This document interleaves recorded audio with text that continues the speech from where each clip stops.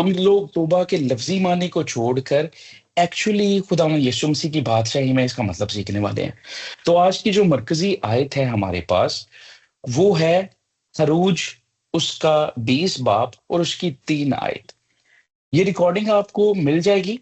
अगर आप बेशक अपने नोट्स में एक इजाफी चीज लिखना चाहते हैं तो फिर तो आप नोट्स लिखें, लेकिन ये रिकॉर्डिंग आपको मिल जाएगी। आपको हवाले सारे जो है वो स्क्रीन पर नजर आ रहे हैं, तो रिकॉर्डिंग आपके पास होगी। तो आप ये है कि सिर्फ ध्यान से सुने और टीच करने की गर्ज से सुने, ठीक है जी। तो खरूज उसका 20 बाब और उसकी 3 आयत में खुदावन फरमाते हैं कि मेरे हुजूर तू गैर मबूदों को ना मानना। बड़ी ही क्लियर स्टेटमेंट है ये। क्या है जी? मेरे हुजूर तू गैर मबूदों को ना मानना। दूस, दूसरी जगह पे मती बाब 6 और उसकी 24 आयत में यही जो बात है वो नए अहदनामे में भी कही जाती है कि खुदावंद यीशु मसीह कहते हैं कि कोई आदमी दो मालिकों की खिदमत नहीं कर सकता, क्योंकि या तो एक से अदावत रखेगा और दूसरे से मोहब्बत, या एक से मिला रहेगा और दूसरे को नाचीज जानेगा।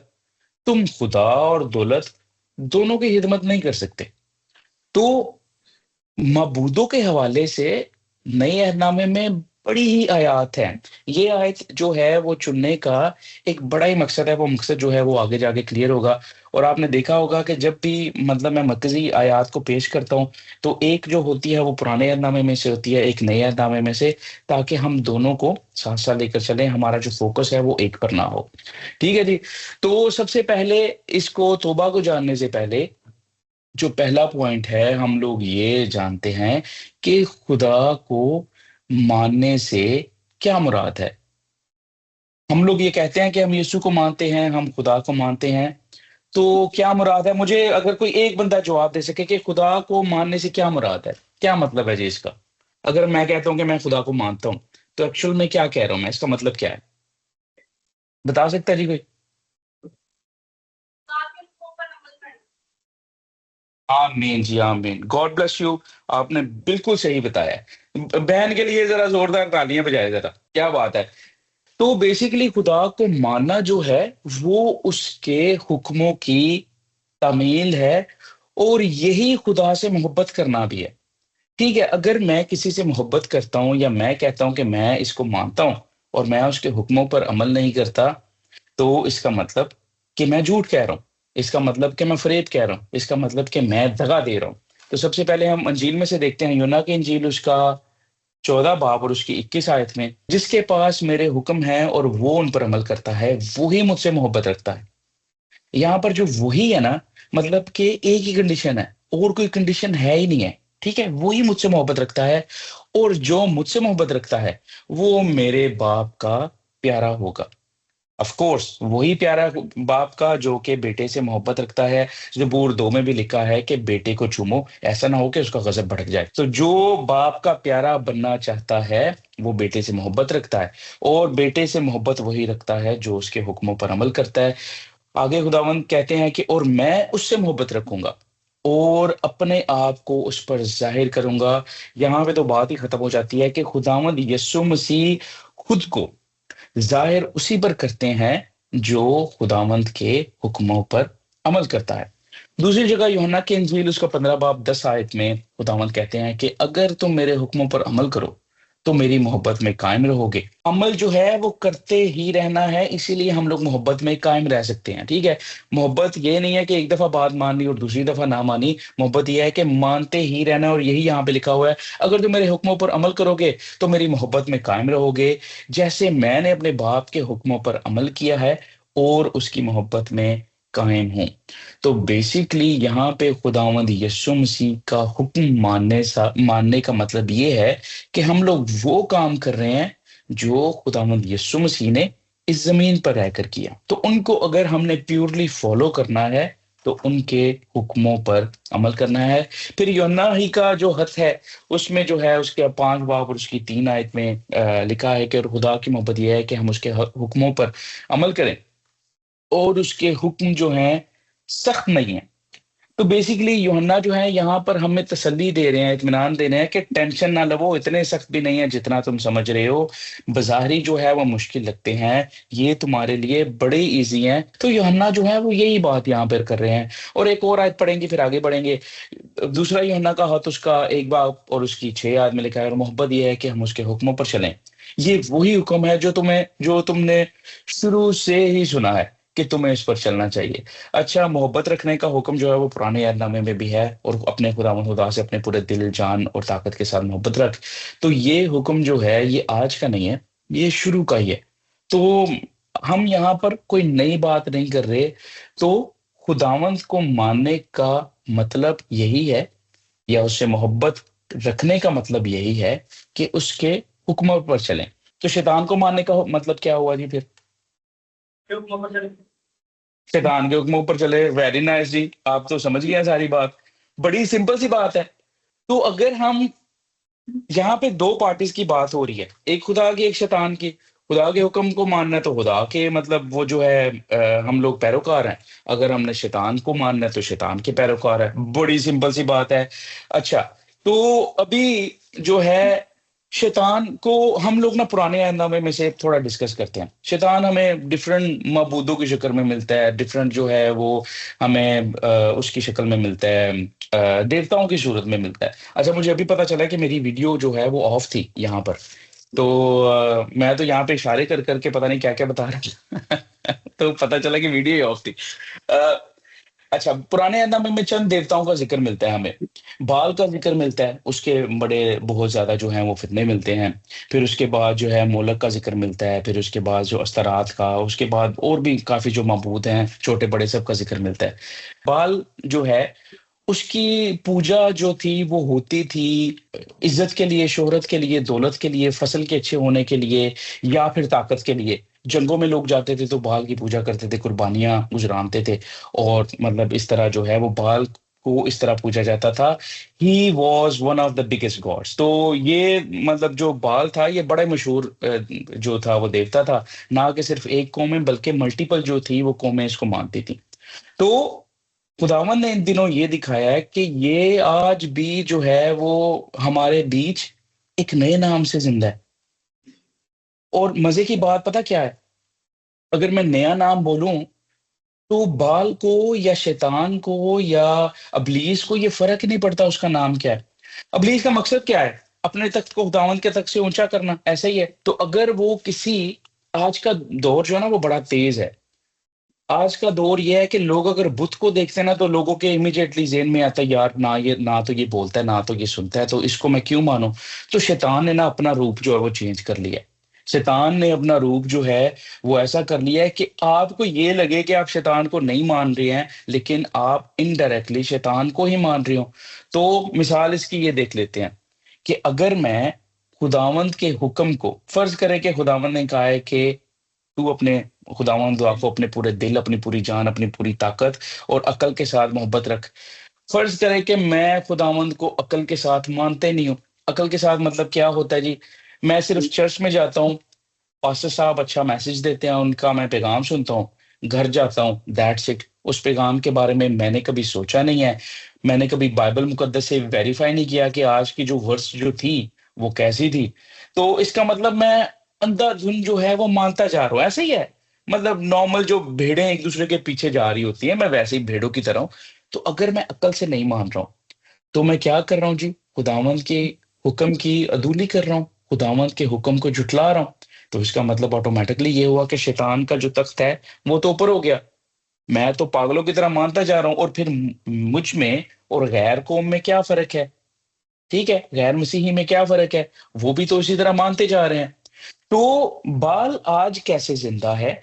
अगर मैं खुदावंद को छोड़कर अपनी प्रोस्पेरिटी के लिए, अपनी इज्जत के लिए, अपनी जो है शोहरत के लिए, दौलत के लिए या ताकत के लिए मेहनत करता हूं, टाइम स्पेंड करता हूं, तो इसका मतलब मैं खुदावंद को पीछे कर रहा हूं।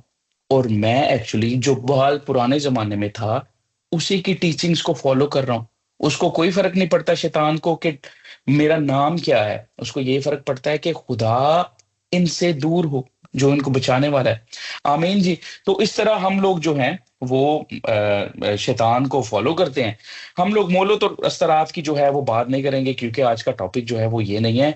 तो आगे बढ़ते हैं कि हमारी ज़िंदगी में तरह-तरह के जो हैं वो मबूद कौन-से हैं? हमारी ज़िंदगी में, मसीही ज़िंदगी में मैं बात कर रहा हूँ, और ख़ास तौर पे हम यूथ हैं, तो मैं यूथ के हवाले से बात करूँगा कि मबूद जो है वो हमारी ज़िंदगी में कौन-कौन से हो सकते हैं। ठीक है? तो सबसे पहले तो अम दौलत के पीछे जो है वो भागना, जैसा कि हमारी मरकज़ी आयत में भी है। वो दरअसल दौलत एक मेटाफ़ोर के तौर पे यूज़ हुआ है, दौलत की जगह कुछ भी हो सकता है। मैं ये नहीं कह रहा कि दौलत कमाना गलत है, मैं ये नहीं कह रहा हूँ कि काम करना ही गलत है। मैं ये कह रहा हूँ कि खुदावंद को पीछे छोड़कर उसके हुक्मों की अदुली करके दौलत कमाना ये गलत है। सिर्फ़ और सिर्फ़ दौलत कमाना गलत है। खुदावंद को, मतलब अगर मैं फ़र्ज़ करें कि मैं सिर्फ़ और सिर्फ़ ध्यान दे रहा हूँ अपने काम पे, अपनी प्रॉस्पेरिटी पे, तो ये गलत होगा, ना कि ध्यान देना कि ठीक है, मैं अपने मतलब चर्च जो कि मैं हूँ, खुदावंद का जो घर हूँ, मैं उस पे फ़ोकस करने की जगह मैं सिर्फ़ और सिर्फ़ जो है वो रुपए पैसे पे फ़ोकस कर रहा हूँ। तो मतलब ऐसा होता है, आपने देखा होगा कि लोग जो है मतलब इसके लिए खुदावंद के कलाम को पीछे छोड़ देते हैं। ये तो होगी पहली बात। दूसरी बात जो है, आजकल आपको पता है कि काम जो है वो बड़ा ज़रूरी होता है, एम्प्लॉइज़ जो हैं वो बुला लेते हैं, या फिर जो है वो जो हम जो है खुदावंद के काम को पीछे छोड़ के कहते हैं नहीं यार आज काम है मेरा। तो बज़ाहिर तो ऐसा लगता है कि ठीक है, सही हो रहा है, लेकिन लॉन्ग टर्म उसका जो इम्पैक्ट है वो हमारी ज़िंदगी पे बड़े नेगेटिव होता है। वो एक्चुअली हमारा नुकसान हो रहा होता है। 1 घंटा बचा लेंगे, 2 घंटे बचा लेंगे खुदावंद के काम से, लेकिन क्या होता है कि आप खुदावंद की प्रोटेक्शन को, आप खुदावंद की इंश्योरेंस को मिस कर देते हैं। आप खुदावंद के फ़ज़ल को मिस मिस कर देते हैं। आप अगर 12 घंटे काम करते हैं और खुदावंद को भूल जाते हैं, तो यकीन करें खुदावंद को भूल कर आप 12 घंटे में कोई भी उस काम में बरकत नहीं आने वाली है। सीधी-सी बात है। ठीक है? इसके बाद जो आजकल जो है वो खुदावंद से दूर होने का या मबूद जो दूसरा है वो बनाने का जो है वो दूसरा तीसरा जो पॉइंट है, वो है मोबाइल फ़ोन। अगर मोबाइल फ़ोन आपका किसी गलत चीज़ के लिए यूज़ हो रहा है, गलत चीज़ कुछ भी हो सकती है, ठीक है? आप मतलब आपको पता है, मैं सही गलत यहाँ पे बताने नहीं आया, लेकिन आपको पता है कि गलत चीज़ें क्या होती हैं, अच्छी चीज़ें क्या होती हैं। तो मतलब आप पॉज़िटिव यूज़ भी कर सकते हैं, आप नेगेटिव यूज़ भी कर सकते हैं, लेकिन you as a person decide to use that mobile phone for negative things, that means कि आप उस मबूद को फ़ॉलो कर रहे हैं, जो कि आपको हमेशा की आग में लेके जाने वाला है। और वो हमेशा की आग ऐसी है जो बुझने वाली नहीं है, ऐसी आग है। तो आज का तो मज़ा हमने ले लिया, लेकिन जो ऐसी आग है जो कभी बुझने वाली नहीं है, उसका जो मज़ा है, वो भी लेने के लिए फिर तैयार हो जाएँ। तो मोबाइल फ़ोन मैं ये नहीं कह रहा कि इस्तेमाल करना गलत है, इसका नाजायज़ इस्तेमाल करना गलत है। किसी भी चीज़ का नाजायज़ इस्तेमाल करना। जैसे कि मेरे भाई जो हैं वो सामने बैठे हैं, छोटा बच्चा है यहाँ पे, बड़ी अच्छा इसने कलर पहना हुआ है शलवार कमीज़ का। तो ये अगर बाइक लेता है, तो बाइक घर के कामों के लिए यूज़ होती है या फिर इसके अपने मफ़ाद के लिए यूज़ होती है, तो वो कोई प्रॉब्लम नहीं है। लेकिन ये जाके अगर बाज़ारों में व्हील मारता है या फिर तेज़ चलाता है या मतलब नुकसान जो जिससे हो सकता है वैसे चलाता है, तो ऑफ़ कोर्स इसके लिए भी नुकसानदेह है और इसकी रूहानी तरक्की भी नहीं होने वाली है। तो जो आखिर का जो है ना, जो चौथा पॉइंट है, पॉइंट्स तो काफ़ी ज़्यादा हैं, लेकिन ये जो है वो हम लोग सीधा-सीधा चीज़ें डिस्कस कर रहे हैं। जो चौथा पॉइंट है, वो है दोस्त। अक्सर हम दोस्तों के लिए जो है वो खुदावंद को पीछे छोड़ जाते हैं। नहीं यार ये मेरा सज्जन है, दी गल सुन लो, इन्ने काम किया मैनू। ऐसा ही ऐसा होता है जी। नहीं ये मेरी सहेली है, आज मैंने उसकी तरफ जाना है, तो ये है उसकी शादी है या उसका ये है, तो खुदावंद के काम को पीछे छोड़ दो, आज नहीं है, आज बाइबल पढ़ने का मूड नहीं है, क्योंकि हम जो दोस्त हैं ना वो मिलकर बाहर जा रहे हैं। तो मैं पूछता हूँ कि उस दोस्त का क्या जिसने आपके लिए जान दी है? क्योंकि वो जो दोस्त है, वो कहता है कि इससे ज़्यादा मोहब्बत कोई शख्स नहीं करता कि अपनी जान अपने दोस्तों के लिए दे दे। तो आप उस दोस्त को छोड़कर, जिसने आपके लिए जान दी है, मेरे लिए जान दी है, और सिर्फ़ जान नहीं दी है। देखें, मैं हमेशा यही कहता हूं कि जान देना बड़ी बात नहीं है। हुआ क्या था कि खुदावंद यीशु मसीह के पास सारी की सारे इख्तियारात थे, सारी की सारी पावर्स थी। उन्होंने उस पावर का यूज नहीं किया, उन्होंने उन इख्तियारात का यूज नहीं किया। उन्होंने इख्तियारात को साइड पे रखकर मेरे और आपके लिए अपनी जान का फिदिया दिया। अपनी पावर का यूज ना करके मेरे और आपके लिए अपनी जान का फिदिया दिया। तो ऐसे दोस्त को अगर हम बेवफाई ऐसे दोस्त के साथ करें, तो वो तो बड़ी ही जो है ना वो गमगीन सी बात होगी, दुख भरी बात होगी। और वो दोस्त हमारा क्या कहता है कि मेरा हुक्म यही है, मेरा हुक्म ये है कि जैसे मैंने तुमसे मोहब्बत रखी, तुम भी एक दूसरे से मोहब्बत रखो। ऐसी मोहब्बत रखनी है कि एक दूसरे के लिए जान भी दे सको। जान आम मकसद के लिए नहीं देनी है, सिर्फ और सिर्फ उसकी जिस्म को बचाने के लिए जान नहीं देनी है, उसकी रूह को बचाने के लिए जान की बात हो रही है यहाँ पे। तो ऐसा बनना है या ऐसे दोस्त बने, अगर दोस्तियां आप निभाने भी चाहते हैं, कि एक दूसरे के लिए जान भी दे सकें, ना कि जिस्म के लिए बल्कि रूह को बचाने के लिए। आमीन जी। आगे बढ़ते हैं। तो जो आगे हम लोग जो दूसरी बात जो है करने वाले हैं, सबसे पहले हमने तो सीख लिया कि खुदावंद को मानना क्या है। खुदावंद को मानना है उसके हुक्म मानना, शैतान को मानना है उसके हुक्म मानना। फिर हमने माबूदों के बारे में सीखा कि हमारे जो माबूद हैं, वो हमने कौन कौन से माबूद जो है बना रखे हैं। नाम से फर्क नहीं पड़ता। अगर हम खुदा को पीछे करके किसी और चीज को प्रायोरिटी देते हैं, तो वो एक्चुअली एक मबूद बन जाता है, वो बुत बन जाता है। और वो बुत जो है ना, वो जहन के अंदर होता है आपके। ठीक है, वो बेशक आपको नजर नहीं आता, लेकिन वो तराशी हुई मूरत बन जाती है। तराशी हुई मूरत सिर्फ और सिर्फ नजर नहीं आती है, तराशी हुई मूरत जहन में भी होती है। ठीक है जी। तो अभी जो तीसरी बात जो है, वो है तौबा का पैगाम और आसमान की बादशाही की खुशखबरी। एक शख्स आया, यूहन्ना नाम का, जिसको बोला गया है कि वो जो औरतों में से पैदा हुए हैं, वो उनमें से उसका रुतबा सबसे ऊपर है।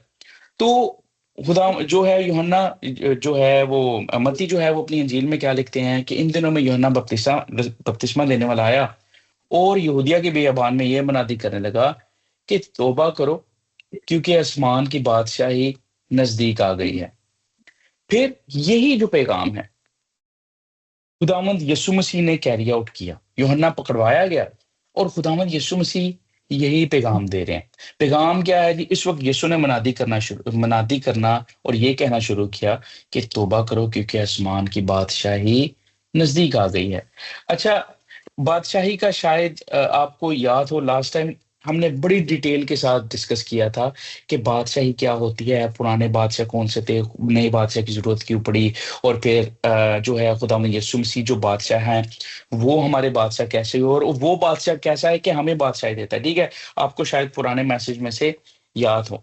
यहाँ पे जब बादशाही और तौबा जो है, जब वो साथ साथ आ रहे हैं, और ये आपके लिए नई बात होगी, तो इसका हमने मकसद समझना है। क्या लिखा है जी? तौबा करो, क्योंकि क्या है जी? आसमान की बादशाही नजदीक है।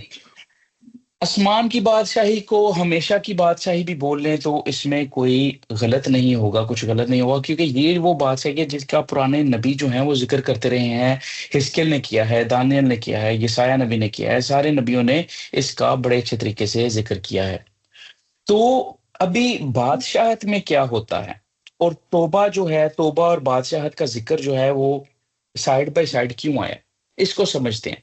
अगर इसको समझ लिया, तो सारा का जो सारा पैगाम है ना, वो समझे कि आपको समझ आ गया। और यही हमारी जो मेन बात है आज की है। जब बादशाह और बादशाहत की बात होती है, तो फर्ज करें कि दो बादशाह हैं, उनकी आपस में जो है वो लड़ाई है, दोनों एक दूसरे के मुखालिफ है।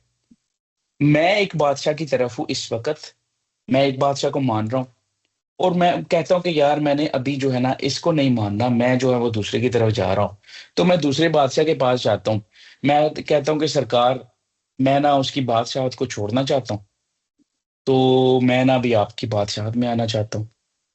बादशाह कहता है ठीक है, बादशाहत में आ जाओ, लेकिन तुम्हें वो सब कुछ करना होगा जो मैं कहता हूँ। मैं कहता हूँ नहीं बादशाह सलामत, ऐसा नहीं है, मैं थोड़ी चियोती भी गल सुननी है। ऐसा कह सकता हूं मैं? नहीं कह सकता। वो एक्सेप्ट ही नहीं करेगा। वो कहेगा या तो उसकी सुन लो या मेरे पास आ जाओ, क्योंकि हम दोनों की आपस में बनती नहीं है। ऐसे ही है जी। तो यही जो बात है, वो तौबा जो है वो हमें सिखाती है। तौबा सिर्फ और सिर्फ गुनाहों का इकरार और उसकी माफी नहीं है। ये तौबा का जो अमल है, ये एक बहुत बड़ा सैक्रामेंट है, ये एक बहुत बड़ा कह ले कि एक अहद है, जो एक आप बादशाह के हजूर जाकर, ये जो बादशाहत है ये खुदावंद यीशु मसीह की है। आप खुदावंद यीशु मसीह के हजूर गए हैं, आप तौबा से ये कहते हैं कि खुदावंद, मैं आपको अपना निजात दहिंदा जो है वो एक्सेप्ट करता हूं, और जो मैं पुराने बादशाहों को मानता था, पुराने माबूदों को मानता था, पुराने देवी देवताओं को मानता था। देवी देवता सिर्फ मूर्तियां नहीं है, वो हमारा कुछ भी हो सकता है, ठीक है। देवी देवता वो नहीं है सिर्फ। मैं जिनको मानता था मैं उनको तर्क करता हूं, और अभी मैं आपके किंगडम में आता हूं। मेरी बात से एग्री करें, मेरी बात की समझ आ रही है? एक दफा हाथ हिला के बताइएगा। तो अभी जो मैं अभी आपको मैं स्टेटमेंट दिखाता हूं अभी, कि स्टेटमेंट हमारी क्या है यहां पर। तौबा ये है कि हम खुद को मुकम्मल तौर पर यीशु की रास्त बास हुकूमत के ताबे कर दें। ताबे करने का सिर्फ मतलब गुनाहों से मुआफी नहीं है। ताबे करने का मतलब सिर्फ और सिर्फ गुनाहों से बचा रहना या पुराने गुनाहों से तौबा या रुकना नहीं है। ताबे करने का मतलब ये भी है कि ठीक है, मैं गुनाह तो नहीं करूंगा, मैं अपने गुनाहों को एक्सेप्ट करता हूं, लेकिन मैं आपके हुक्मों पर भी अमल करूंगा। और हुक्म जो है वो सिर्फ ये नहीं है कि अच्छे काम करो, सच बोलो, ये करो, वो करो, नहीं। हुक्म ये है कि दूसरी कौमों में जाओ और उनको बाप, बेटे और रूह के नाम से क्या देना जी हमने? बपतिस्मा देना है। और एक और बात जो कि मिस हो जाती है, सिर्फ यही हुक्म नहीं है, उसके आगे लिखा हुआ है, और उन सब बातों का, उन सब बातों की जो है वो उन सब बातों का इल्म दो, या नॉलेज दो, या टीचिंग दो, जो कि मैंने तुमसे कही है, यीशु ने तुमसे कही है। तो तौबा जब हम करते हैं तो हम ये एक किस्म का इकरार करते हैं कि ए खुदावंद, मैं आपकी बादशाही में आ गया हूं, मैं गुनाह भी नहीं करूंगा, मैं दूसरे माबूद गुनाह नहीं करूंगा, मतलब कि दूसरे माबूदों को नहीं मानूंगा, मैं जो है आपके हुक्मों पर अमल करूंगा, और मैं आपके कलाम को पूरी दुनिया के कोने कोने में लेकर जाना चाहता हूं।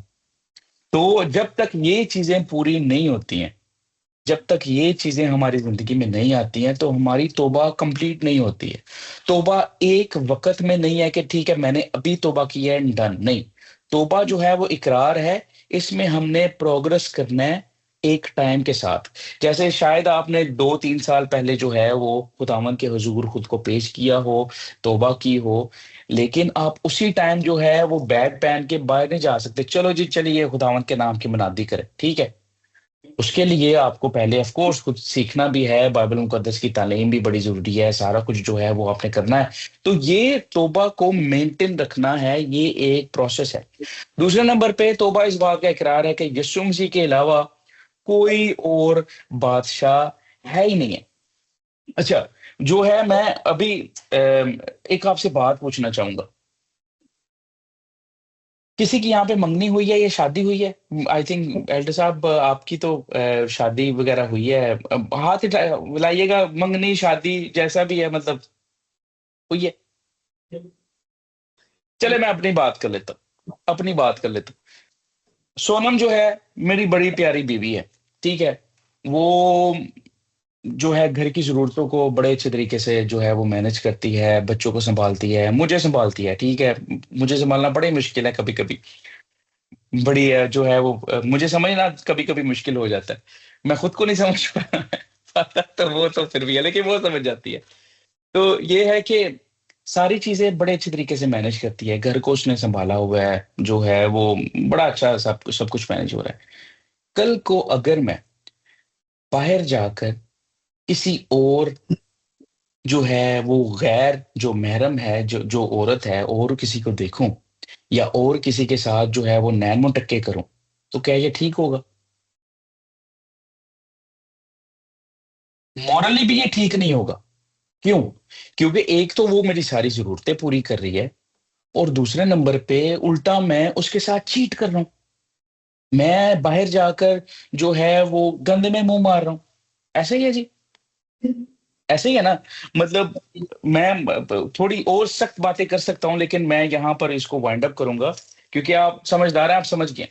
तो मैं बाहर जाकर कहीं और पे मुँह नहीं मार सकता क्योंकि मेरी सारी जो ज़रूरतें हैं, वो घर पे पूरी हो रही हैं। तो मेरी एक बात जो है, उस बात का जवाब दीजिए कि अगर मैं खुदावंद यीशु मसीह के हज़ूर आता हूँ, उन्हें मैं अपना बादशाह मानता हूँ, तो क्या मुझे बाहर जाकर कहीं पे मुँह मारना चाहिए? और खुदावंद के साथ चीटिंग नहीं होगी। तो फर्ज करें कि मैं बाहर जाकर सोनम की, मैं फिर से मिसाल लेता हूँ, फर्ज करें कि मैं बाहर जाकर मुंह मारता और सोनम को पता नहीं चलता, मैं तो खुद को बड़ा होशियार समझूंगा, ठीक है कि जनाब मैं चीट कर रहा हूँ, किसी को पता नहीं चल रहा। लेकिन क्या ये बात खुदावन से छुप सकती है? तो हम तो होशियार भी खुद को नहीं समझ सकते। तो मेरे भाई मेरी बहन, द बॉटम लाइन इज कि अगर हम किसी भी चीज को प्रायोरिटी देते हैं, चाहे वो हमारा काम हो, चाहे वो दौलत हो, शोहरत हो, घर वाले हो, चाहे वो हमारी इज्जत हो, चाहे वो हमारी अना हो, चाहे वो हमारे जो है वो इवन के हमारा जो फ्यूचर है, अगर हम उसको प्रायोरिटी देते हैं खुदावन से बढ़कर, that means we are cheating. हम खुदावन के साथ चीट कर रहे हैं। खुदावंद पता क्या कहते हैं? और मतलब ये एक बेवकूफ इंसान ही है जो ऐसा करेगा। खुदावंद कहते हैं कि मुबारक है वो आदमी, और वो आदमी जो है वो वाइज है, वो आदमी जो है वो दानिशमंद है, जिसने अपना पहाड़ जो घर है ना वो पहाड़ पर बनाया, क्योंकि उसके घर को ठोकर लगेगी नहीं। तो अगर हम गैर मबूदों की तरफ जा रहे हैं, तो इसका मतलब कि हमारी जो बुनियाद है वो रेत पर है, तो ठोकर तो लगेगी लगेगी। तो कितना वो अहमक बंदा है कि जो जानबूझकर कुएं में छलांग लगा रहा है। उसको पता है कि मेरी प्रोटेक्शन यहां पर है, मुझे सारा कुछ यहां पर मिलने वाला है, मुझे खुदावन सब कुछ मुहैया करने वाला है, मेरी जंग खुद लड़ने वाला खुदा है। लोगों के जो माबूद हैं वो, अच्छा ये बात मुझे ना बड़ी पसंद है, जो गैर कौमें ना उनके बारे में बड़ी एक बात पसंद है।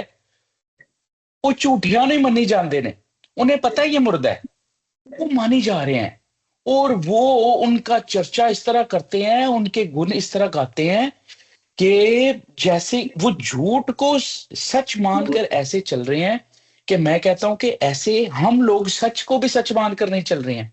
इतना जोश, इतना वलवला, अगर वो झूठों को लेकर इतना जोश वलवला दिखा सकते हैं, तो क्या हम सच्चे को लेकर इतना जोश और वलवला नहीं दिखा सकते हैं? ऐसा ही है जी। हमारी तो जो है वो मतलब परवाज़ जो है वो हवाओं में होनी चाहिए। हमारा जो है वो तो म्यार ही कुछ और होना चाहिए। तो जब भी हम खुदावंत के, बात यही है मेरे बहन मेरे भाई, जब हम खुदावंत को छोड़कर किसी और को रुतबा देते हैं, किसी और को अपनी ज़िंदगी में लेकर आते हैं, हम खुदावंत को अव्वल दर्जा नहीं देते, दैट मीन्स कि हमारी तौबा जो है, वो तौबा नहीं है। हमारा जो खुदावंद को मानना है, वो खुदावंद को मानना नहीं है। और गुनाह करना सिर्फ और सिर्फ ये नहीं है कि ठीक है मैंने गुनाह कर दिया मुझे माफी होगी। गुनाह करना एक्चुअली चीट करना है। गुनाह करना खुदावंद को चीट करना है किसी और मबूद के साथ, जो कि एक बहुत बड़ा जुर्म है। जो यूहन्ना की इंजील उसके 14 बाब और उसके 15 में लिखा है कि अगर तुम मुझसे मोहब्बत रखते हो तो मेरे हुक्मों पर अमल करो। तो हुक्म आपको अभी पता चल गया है कि हुक्म सिर्फ यही नहीं है कि गुनाह नहीं करना, हुक्म ये भी है कि हमने खुदावंद यीशु मसीह के नाम की मुनादी पूरी दुनिया में करनी है। और अगर हम नहीं कर रहे, अगर हम सुस्त हैं, दैट मीन्स हम लोग फॉलो नहीं कर रहे। मैं माफी चाहता हूं, ये थोड़ा सा हार्ड है फॉलो करना। हम हम में से बहुत से लोग हैं जो मतलब जो है हमने इनिशिएटिव नहीं लिया, हम लोग सिर्फ और सिर्फ अपनी खानदान की हद तक जो है वो खुदावंद के हुक्मों को फॉलो करें, हम लोग बाहर नहीं लेके जा रहे हैं। लेकिन जब तक बाहर नहीं लेके जाएंगे, हुक्म जो है वो कंप्लीट नहीं होने वाले हैं। तो लेकिन मैं आपके लिए मुश्किल नहीं बनाता। यूहन्ना भी यही कहते हैं ना कि खुदावंद के जो अहकाम है वो मुश्किल नहीं है फॉलो करने के लिए। तो मैं आपके लिए मुश्किल नहीं बनाता। जरूरी नहीं है कि आप घर से बाहर निकलें और आप फिर गैर कौमों में जाएं और मुनादी करें, नहीं। आप डिफरेंट तरीके से खुदावंद की मुनादी कर सकते हैं। जो मुनादी कर रहे हैं आप उसकी हेल्प करेंगे तो आप मुनादी कर रहे हैं, ठीक है। किसी भी तरह से हेल्प कर रहे हैं। इवन के आप अगर किसी को कह रहे हैं ना कि आप उसका मैसेज अच्छे तरह से सुन के उसको अच्छा फीडबैक दे रहे हैं और कह रहे हैं कि यार ऐसा नहीं ऐसा हो सकता है, तो वो भी आपका जो है वो अकाउंट आपका खुला है, आपका खाता खुल गया है खुदावंद की नजर में। ठीक है, जरूरी नहीं है कि आप जो है वो बाहर पूरी दुनिया में घूमो तो फिर ही मना दिया, नहीं। आपने अपना किरदार जो है वो जो है वो सिर्फ और सिर्फ अपना किरदार जो है, अपना रोल जो है, वो हक जो है वो अदा करना है। तो लास्ट बात जो है वो मैं करूंगा, इसके बाद जो है वो वाइंड अप करेंगे। रिसेंटली खुदावंद ने मुझे एक जो है वो गाइड किया है, और उसके बाद जो मेरी जो कोशिश है, जो मेरी मनादी है वो काफी तेज हुई है। और मैं चाहता हूं कि मैं, आप मेरे बहन भाई हैं, मैं आपके साथ भी शेयर करूं। सब सुन रहे हैं मेरी बात को? एक दफा हाथ हिलाइएगा। आमीन जी। तो बात क्या थी, जब अनाजील लिखी गई थी, खुदावंद के काफी ज्यादा जो शागिर्द थे, जो बाद में भी शागिर्द आए थे 12 के अलावा, उन्होंने भी अनाजील लिखी थी। जैसे कि बरनबास ने लिखी है, तोमा की अंजील का जिक्र मिलता है, मत्ती की अंजील का जिक्र मिलता है। इवन हिस्ट्री ये भी कहती है कि मतलब जो है वो काफी ज्यादा था, लेकिन जो है वो खत भी जो थे वो काफी ज्यादा थे, लेकिन 4 अनाजील जो है वो हमें हमारे तक पहुंची हैं, और खुदावंद ने जो मतलब हमारे तक पहुंचाई हैं। तो बात मैं आपसे ये कहना चाहता हूं कि ये जो दौर है, ये जो बादशाहत है, ये है खुदावंद यीशु मसीह की बादशाहत। इसमें हमारा फर्ज है कि अंजील की मुनादी करना। ठीक है, अंजील की मुनादी क्या होती है? अंजील मतलब कि खुशखबरी देना कि एक शख्स हमारे लिए आया था और उसने मेरी जान के लिए फिदिया दिया। ठीक है, यही मुनादी है, ये अंजील है। मेरा और आपका क्या काम है कि अपनी अपनी अंजील को अपने अपने मुताबिक लिखें। अगर आप प्रस्तिश से लिख रहे हैं तो आप प्रस्तिश से लिखें। आपसे, आपकी प्रस्तिश से कौन आजाद हो रहा है आपको पता ही नहीं है। बड़े लोग आजाद होते होंगे। आपके ऑनलाइन जाने से, मैसेज देने से कौन आजाद हो रहा है आपको नहीं पता, लेकिन खुदा को पता है। तो ये जो अभी मैं बयान कर रहा हूं, तो बेसिकली ये मेरी अंजील का हिस्सा ही है। अंजील एक सिर्फ किताब का नाम नहीं है, ये खुदावंद यीशु मसीह की मनादी का नाम है। तो मेरे मेरे भाई मेरे बहन, लास्ट मैसेज यही है कि हमने अपनी अपनी अंजील अपने अपने मुताबिक, अपने अपने टैलेंट के मुताबिक लिखनी है। वो कैसे भी आप लिखो, ये आपका और खुदा का मामला है। खुदा डिसाइड करेगा कि वो आखिर तक चलेगी या नहीं। जैसे कि अभी चारों अनाजील हमारे तक पहुंची है ना, वैसे ही आपका पैगाम भी पूरी दुनिया तक पहुंचेगा, और इसी तरह जो है वो आपका नाम जो है वो रोशन रहेगा और हमेशा के लिए रोशन रहेगा। इसी इसी को कहते हैं कि हमेशा यहाँ पे भी जिंदा रहोगे और आप वहां पे तो जिंदा रहने वाले हैं। तो खुदावंद आपको बहुत ज्यादा बरकत दे, खुदावंद आपको शाद रखे।